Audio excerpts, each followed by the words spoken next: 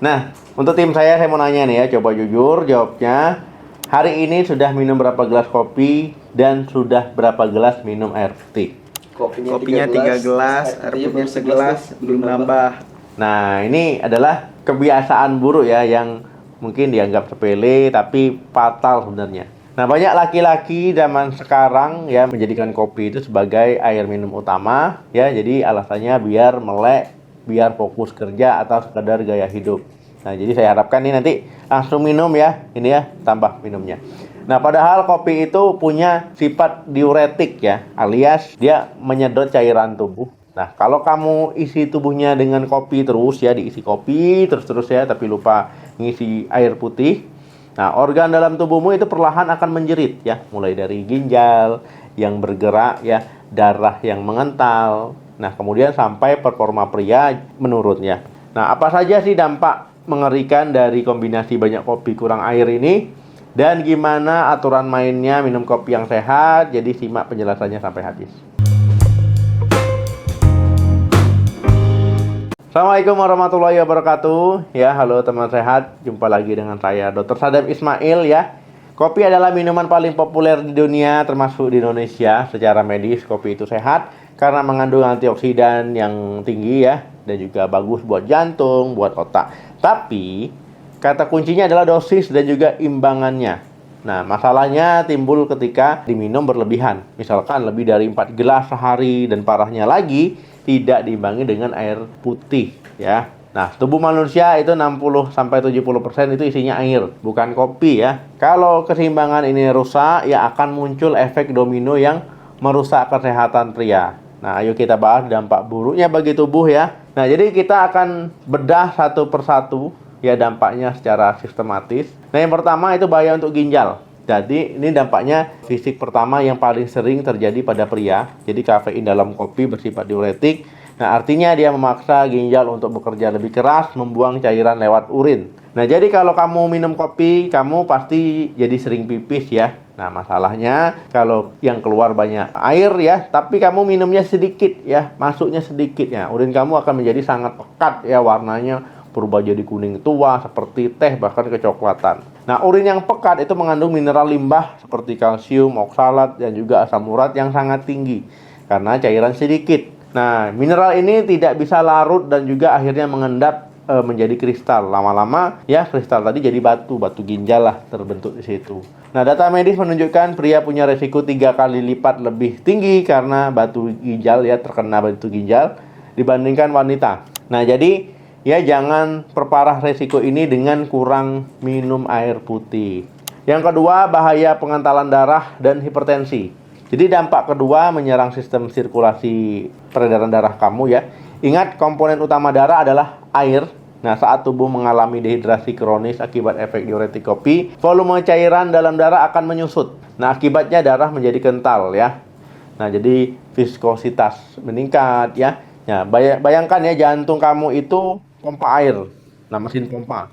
Jadi dia memompa air yang encer, tentu dia akan ringan ya. Nah, motor-motornya ringan, pokoknya ringan lah kerjanya.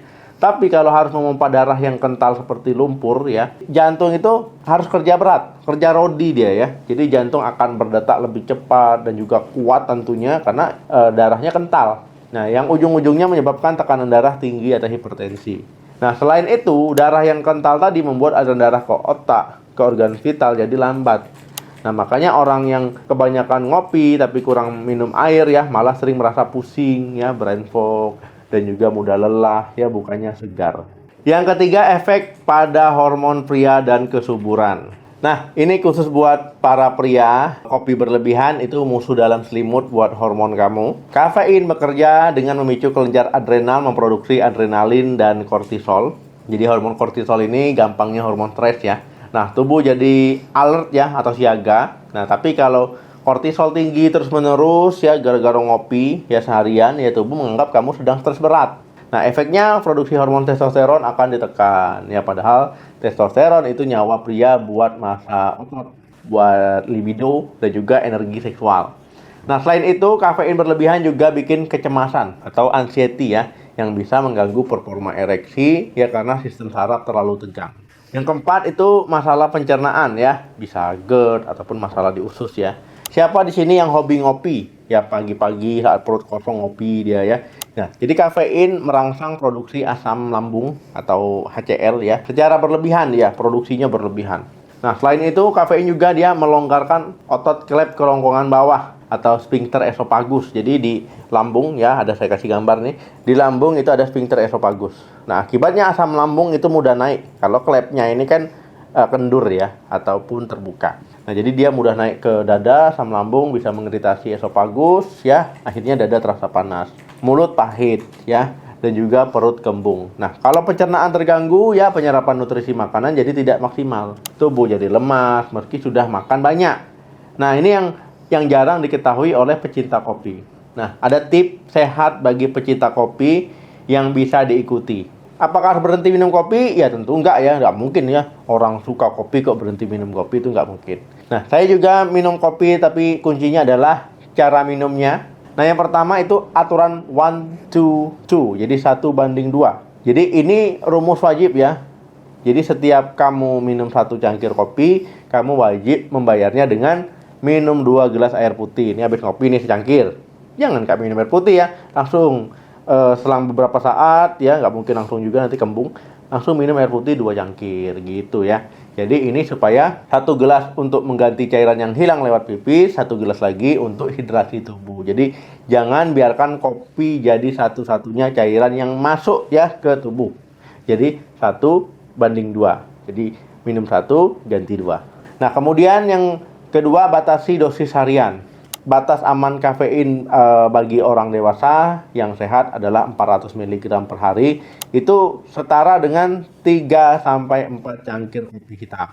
Nah, tapi jangan banyak-banyak juga ya. 2 cangkir, 3 cangkir udah cukup lah. Nah, kemudian kalau kopi saset atau espresso kental mungkin cuma 2 saja ya. 1 lebih bagus. Jadi jangan lebih dari itu ya. Dengarkan tubuhmu, kalau tangan sudah gemetar atau jantung sudah deg-degan, itu tandanya stop ya.